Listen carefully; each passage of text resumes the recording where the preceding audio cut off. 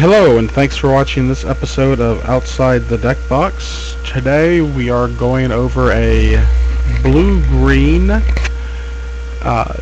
Theros block constructed deck. It's a fairly interesting deck that looks to take advantage of the Prophet and Prognostic Sphinx. And it was something that caught my eye while I was looking through Theros block list on mtgonline.com. So without a gameplay and my son watching a movie, I figured I'd give the deck a shot and we'll see how it goes. This is the beginning of the second game, so let's go to the first game. I lost the die roll here. My opponent is playing mono black control. And I have a pretty good hand. I've got a couple of scry lands. I have a turn 2 Caryatid. I've got Dissolve. So I go ahead and play a scry land, put a Sedge Scorpion onto the bottom. The Scorpion was one of the most underperforming cards in the deck.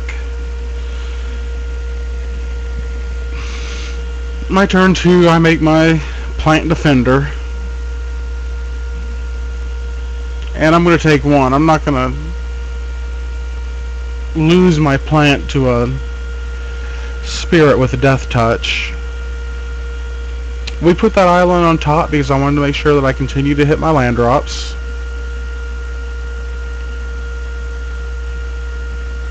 And I really want to get Prophet out into play. So when he casts this Thought Seize, my decision is to go ahead and dissolve it. We keep that island on top. He reads the bones. So we're at least going to be able to untap with our Prophet in play. We have a couple of lines of play here. If he has removal, we can possibly go with Voyage's End. But he doesn't. So what we're going to do is we're going to cast a Prognostic Sphinx at the end of his turn and look for our flying guy to take over the game. Master of Waves in this deck's a little bit interesting. I just scried 3 lands away. Master of Waves is interesting because this is really a base green deck that has some incidental blue cards. So sometimes he is a 2-1 for 4 that makes another 2-1, and sometimes he's a 2-1 for 4 that, well, you'll see he's going to make 4 guys now. Not the worst. There's my buddy Boon Satyr. We go and attack with everyone but the Caryatid. And we bestow the Boon Satyr to get Grey Merchant off the battlefield. We get to untap. He makes another Grey Merchant.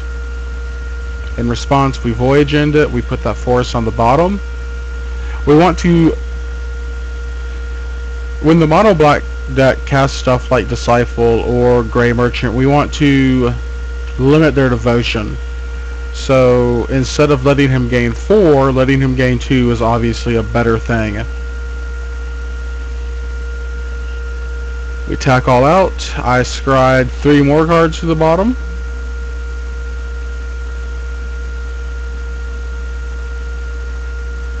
There's an Overlord. That's kind of scary because even though he only made 4 guys, he's at 2. This is a good chance for him to be able to actually stabilize and get back into the game. We end a turn our Sphinx. We draw a Boon Satyr, which is fantastic. It depends on the blocks. But if we can set it up, that by the way is a very good scry. If we can set it up to where all of his Harpies and his Disciple dies, then his Aberrant Overlord dies during his turn. So let's go ahead and see how the blocks happens. What I could have done here is flat or bestow flash the boon on this Sphinx would have made him a 7/7. They'll trade. These guys will trade. This guy will trade. These two guys, the prophet and the disciple, will not. So, considering that I want to keep the amount of black mana symbols that they have off the board, so that they can't take advantage of Overlord, another disciple, or another Grey Merchant, I go ahead and bestow our prophet. It still has the end result of him losing his 6/6. We have a 6/5. We have a 3/5, and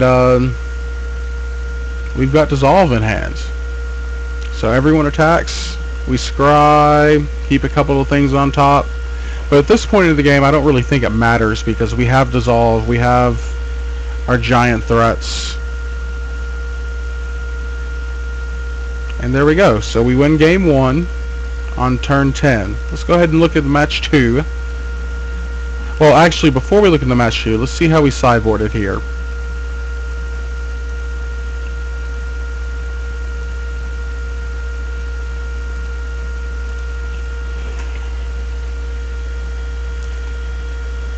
If we go by name, we definitely took out the Sedge Scorpions. And I'm pretty sure that against Mono Black, we just brought in Bows and Curses. But watch me not remember correctly as we possibly see. Again, this is a fairly good hand. We've got our turn 2 Caryatid. So we're going to be able to hopefully ramp into our Sphinx. The top card on our deck was a World Eater, so we decided to draw that. That guy is fairly good. Read the Bones, we've got no answer to.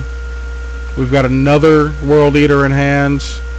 We just put a Bident on top of our library because I think in the Mono Black matchup it's a lot different than the one in Standard. We are wanting to get as much incremental card advantage as we can. So the Bident will allow us to do that.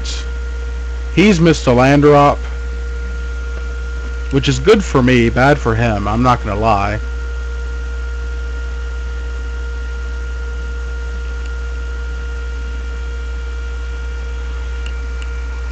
I make the Bident.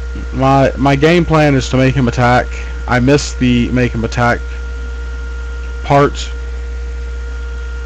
which is okay. My World Eater dies. Not a big deal. Now we make everyone attack.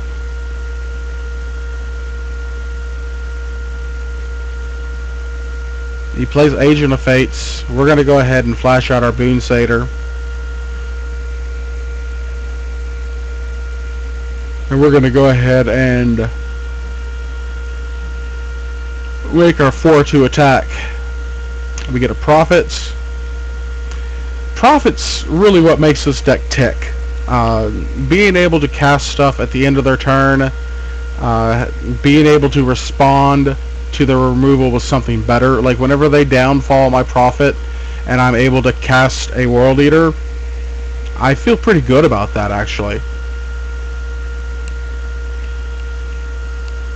He's got a Night Howler to make me sacrifice a guy with his agent. I sacrifice a wall. I make everyone attack. I flash in World Eater. No blocks. At this point, he's at 12. I've got 5, 7, 11 points of damage on the board. I have the Boon Satyr in hands.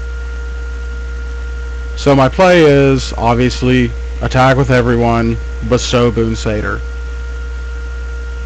We put it on the guy that had the smallest attack to give him, I guess, a varied portfolio of targets with which to murder in case he were able to survive that turn. He wasn't. We win round 1, and The blue-green deck in the first game that I played seemed very powerful despite his land screw. So the next one will be, of course, our round 2. And I will be right back here on Pure MTGO with our look at the blue-green deck in Theros block. Thank you very much for watching.